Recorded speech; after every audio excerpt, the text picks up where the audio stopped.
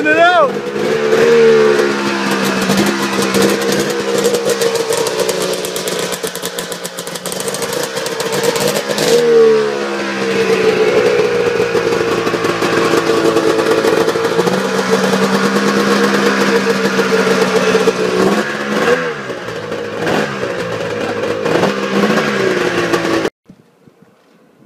Alright, well, got nice new wheels in there, looking pretty good. New stuff, old stuff, doesn't even work, it's all seized. Oh. Yeah, that's supposed to move. See how that one moves freely? Not even moving. Oh yeah, oh, it took a little bit to get the nuts off. Oh yeah, we ain't doing too good today, boys. Nice new, gotta hook up the wires next. Just a little rusty, just don't look at it, that's all. Anyway, back to work, just want to give a quick little update. Holy, oh, I recognize one of those machines. Huh, could be somebody just working on one of these. You know it's pretty damn cold out when your thermostat in your shop says 28. The heater's been running now for about a good 15 minutes. And your Siri stupid ass smartphone says this to you. How cold is it out? Brr. It's about 10 degrees. That's what I thought. Damn, it's freaking cold out. Holy. So yeah, it's just an extremely cold morning at the shop here. I still got my damn hoodie on. I just realized I gotta crack. Son of a bitch, I hate that thought. Every day we go through that. So today is today's Thursday. I thought today was Wednesday because, well, I just get done taking out the trash, and well, our trash day is on a Wednesday. Oh, it's cold out. What should I say, burr? Yeah. Pretty damn cold out. As me and my uncle were supposed to finish up my trailer today. I'm going to put that video clip in maybe before this or after this. I don't know. I recorded on my smartphone yesterday. I mean dumb phone yesterday because pretty much I didn't have this camera. Couldn't find it this morning. I was a unit and a half. Forgot where I put it. So that wasn't too good. But it's just too cold out there to work on a freaking snowmobile trailer.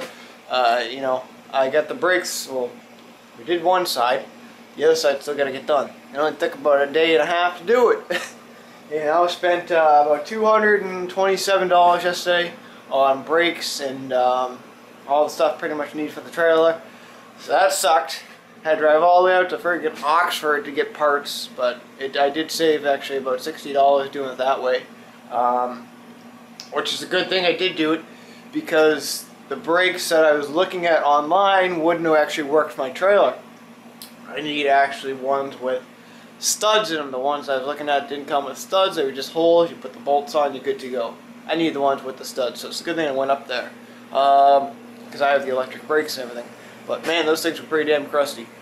So, you're probably asking yourself, what's on today's agenda? Well, let's ask the smartphone. I mean dumb phone.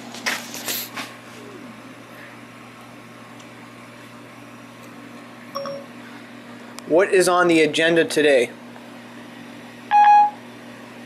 You don't have any appointments on your calendar for today. I guess I don't have any appointments today. That sucks. Actually, no, that's not true. I'm actually going with a buddy right now. We're going to go pick up my Toro Power Shift finally. I'm going to drop that off in here. We're going to chop it up or maybe try and take a look at it, see what's up with the motor. I was told the motor is blowing up. But let's see how bad it is. If it's rebuildable, it's rebuildable. If not, well then it's not rebuildable. We'll just end up probably chopping it up. I haven't seen it in person yet. I've just seen pictures of it. I've already paid for it. Not sure if that's a good thing. Not sure if it's a bad thing. So I'll have to find that out. Fingers are getting a little bit numb here, as you can tell. That's coming here in a little bit. Buddy wanted to go for a ride. I said, all right, let's go. Go for a ride. And that's the plan, and then my uncle will be here in about an hour or two with his 71, 81, 97, 78, I think it's 78 Kawasaki Invader. He's going to work on that today here. So that'll be a good little show there. And different things like that. I was on the Craigslist this morning searching around. Saw a nice little Arctic on there this morning for $500. It's a 2000 ZL600 EFI. Needs a pretty much needs new rings and pistons. They want $500 for it. So I bad little deal. I scooped that up. I don't know. It depends if the guy still got it or not. Depends if I have that money in the bank. We'll have to find out. So I'm gonna let this place warm up a little bit more. Let's see what the temperature went up to. Okay, we're still at 28. Son of a bitch. Son of a bitch. You know it's cold out when you're at 56 degrees out. And the heater's still kicking. And it's been about an hour and 15 minutes because I've been out here at 11 o'clock. Damn. Anyway, so I got that Toro power shift I was telling you guys about. It's just an 824. Motor is junk on it, so no fixing it there. I've already started pulling a couple parts off of it. I got the recoil housing off of it, gas tank off of it. I actually just got done testing the electric starter, which is somewhere. I don't know, but it works. So that's good. I'm getting ready to pull off the flywheel next, the carburetor, and that's pretty much it. Maybe the gas tank mount. Might save the pulleys, not sure yet. I'm going to be saving a lot of parts off this, guys, because a lot of them like to break. I found that out the hard way. Kind of looks identical to my old Toro power shift. The one problem with these power shifts is, actually with most Toros, is the handlebars. Yeah, it looks like, you know, just a regular handlebar setup. But when you're outside snowblowing for the next hour, these handlebars are just way too low. Believe it or not, it should be somewhere right about here. The handlebars are just way too low. I don't know if anyone's ever really noticed that or not, but after a while your back starts to get hurt by using them. So that's the reason why I sold both of mine. I sold my commercial one and I sold my residential one. Sold them both. Weren't worth it. They're nice units, you know. They add, I think, 65 pounds to the front end there. But, you know, it just sucks on your back. But anyway, we'll continue on with what I'm doing here, and we'll take her on from there. Oh yeah. Alright, there's all that's left of that Toro power shift. Got all the parts out of it that I wanted, and the rest is going to the scrapyard. Got the gearbox sitting outside there, but I don't know, might sell that as whole. But anyway, got a little bit of something in here. It's a 78 Kawasaki Invader, I guess. Yeah, we're doing the fuel pump on it. He thought he knew what he was doing, and, well, he went out and bought another pump, and the pump that he bought is for, like, something completely different. There's 5 outlets in there, and he needs a 4 outlet ordeal, but, yeah, pretty good shape, though. Pretty good shape. Here's the hood of it here, Kawasaki, you know, 440 Invader. Got the old style suspension, with the little shocks and stuff like that. But it's pretty good shape. No rips in the seat. It's a replacement seat. Pretty nice though. Needs a little bit of love and care. You know, handlebars are a little bit just a slight off, you know. But I'm just trying to figure out this ordeal here. I'm thinking if I can get just a regular lawn tractor fuel pump and do it up that way, that might work too. And put like a splice, something like a little V thing. But I don't know. I gotta make, probably, if I can't find one or figure something out there, I'll just you know, make a gasket. So that's what we got going on. So looking pretty good. Looking really good. Something different for a change. I tell you what, this thing looks pretty damn tiny compared to some of my other sleds. That's for damn sure. But anyway, so wasn't much really going on. Really, I mean, it wasn't video worthy, I guess. I got the fuel pump pretty much all rebuilt. I got her up and running. You know, it was doing pretty good until we kind of sort of saw something that I didn't really like too much. I rebuilt it. Well, first I'll start off with this stuff here. I was gonna rebuild this stuff. This stuff's just junk. It's like, alright, whatever. Then I was like, alright, well, let's, you know, let's get this blue stuff. It seems to be the best, you know. And I already started doing it, and then I looked in the manual here, and I was like, that's funny. I think we're kind of sort of missing something. I don't know the page that it was on. Yep, here it is. They have this whole schematic sheet here, as you can see, and I was making this piece right here, and I was like, oh, wait a minute, I haven't seen this piece around. So I was like, alright, well, what's going on here? So I said to my uncle, I go, hey, you wouldn't happen to have that other piece there? And he's like, oh, shit, I know I forgot something. You know, and it first started off, like the whole day first started off was with the fuel pump that was in it, and then, you know, friggin' screwing around, dicking around with that, and that didn't work. And then he's like, alright, well, let's try and rebuild the other one. And, you know, that didn't quite work out as planned, because he forgot, or he thought he forgot, you know, 2 of the screws or something ridiculous like that. He thought he forgot them. So we went to Home Depot. They didn't have the screws we needed. So we went to Granger. They didn't have them, but I did get something there. I'll show you guys that in a second. So come back here. He said, alright, well, if you want, start rebuilding the other one. I'll go all the way back up to New Hampshire and grab it. And sure enough, he's about 10 minutes away from here, just about getting ready to hop on the highway. And sure enough, he finds them in his coffee cup holder. So he drives all the way back. We get going on that. And that's when I started, you know, taking apart everything, chem dipping everything, getting everything ready. And I noticed that we're missing some of the gasket pieces, so I was like, alright, well, now what are we going to do? And he's like, oh shit, I knew I forgot something. Sure enough, he did. So I started looking at this new fuel pump, and it was pretty much identical gasket-wise as the old one. And sure enough, it seemed to be identical. I swapped over all the gaskets, everything over. Screwed and bolted everything. Well, didn't bolt everything. Screwed everything down. Got it where it's working. I got to just pretty much prime the carburetors, get them ready, so that way they're not relying on friggin' the primer on this thing.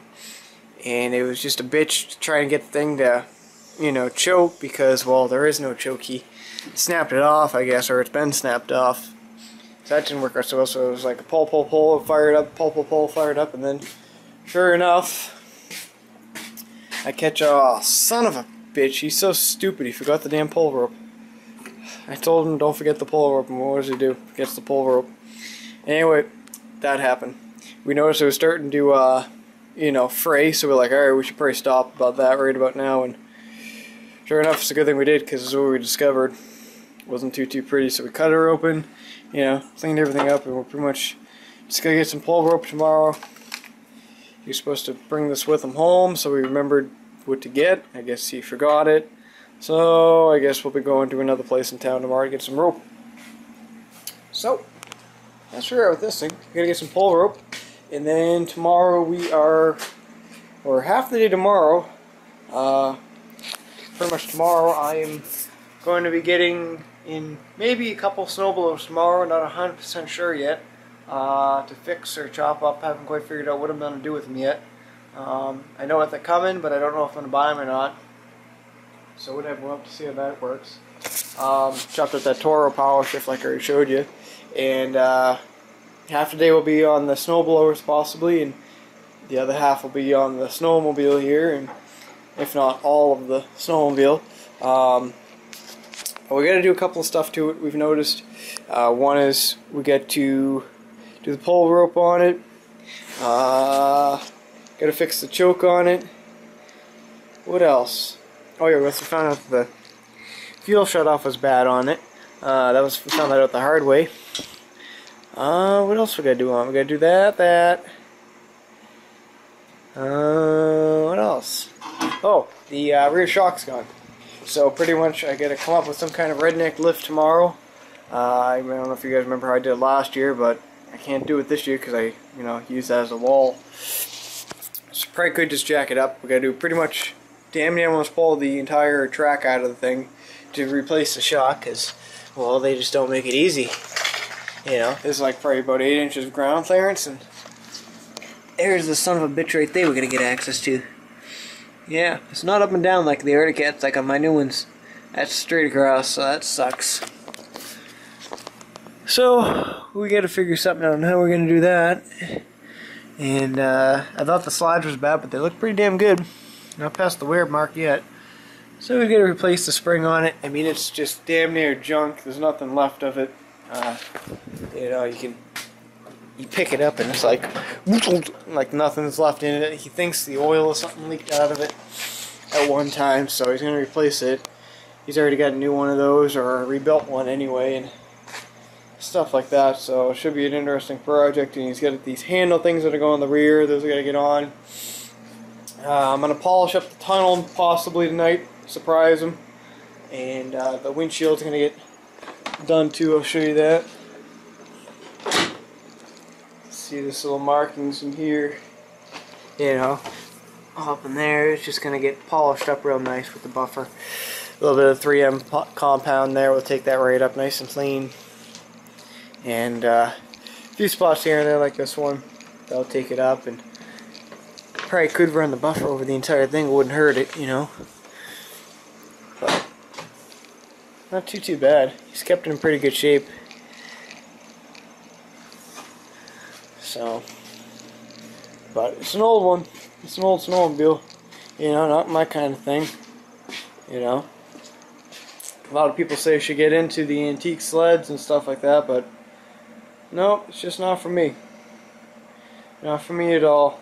Don't get me wrong, it would only be wicked cheap to do the registration come time of year, but I kind of sort of like to ride the things, not friggin' get abused on the trails with these things, So, but I'm sure a lot of you guys will appreciate it, Kawasaki Invader 440 liquid cooled. Pretty nice unit. Oh yeah, and you also forgot the key today. That was a episode and a half. Luckily, an MTD lawn tractor ignition is identical to a Kawasaki Invader ignition, so you get lucky. You get really lucky on it. But yeah, I'm actually just shipping up some packages right now. Stuff's getting sent out. There's a Kohler starter in this one. There's a 7 horsepower flywheel. I gotta ship that out. And oh yeah, these are those things I was telling you. I bought a Granger. I bought 2 of them. These guys here are wicked nice little air pieces. I have had a few of them. Only 2 of them actually in my entire lifespan. And one is on this one right here. Right, a little tip right there. And one is on this Cobalt impact gun. But about a month or so back, you guys can't really tell if the friggin' camera will focus here, I pretty much nipped the top of it, banged her up to where it's unrepairable. So I'll put a new one on that one, and I'll put another one on, pretty much my good air pistol, which is not right there. It is someplace, my blue one. Someplace, I know it is. But they are kind of sort of expensive, these. The single pack was, this actually says it right on, doesn't it? No, I don't know. I think they're like $3.29 a piece. And you can get a nice little package of them. I bought the package way back when they were like 30 bucks. Now they're up to $57, I guess. I don't know. And that's got the little connector piece, and they're really good connector pieces. I can't think of the name of them, but they're really good. They last a long time. I've had my other ones for 5 years now, and they don't leak, which is good, because I hate pissing air hoses, But, yeah, so that's what we got going on, not a whole lot. So I guess we'll end the video here, and stuff like that. Hopefully we get this thing finished up tomorrow, and then also some snowblowers possible when they come in tomorrow. And then Saturday we're going to try and finish up the brakes on the trailer. And then Monday we're gonna be right at it pretty hard. I have to go pick up some stuff on Monday, and possibly the fall, not this weekend, but next weekend. Not the weekend that's coming, but the following weekend that's coming. We're probably gonna go snowmobiling. Pretty cool. We're planning on going on snowmobiling this weekend, but the following weekend, so that'd be pretty cool. Test out the machines. We should have the trailer done.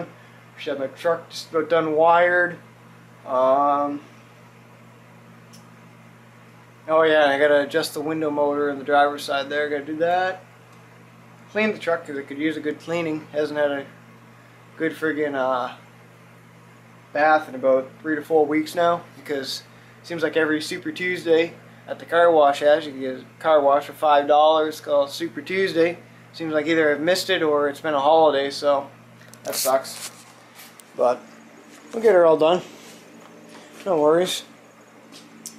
But yeah, anyway, we'll touch you guys all tomorrow. And I don't know, until then, don't let your snowmobile run yourself over. Or better yet, don't break your pull rope, because that would suck. It's a good thing he broke it here, not out on the trail, because it would have really sucked for him. Huh. Ah yeah, what a day.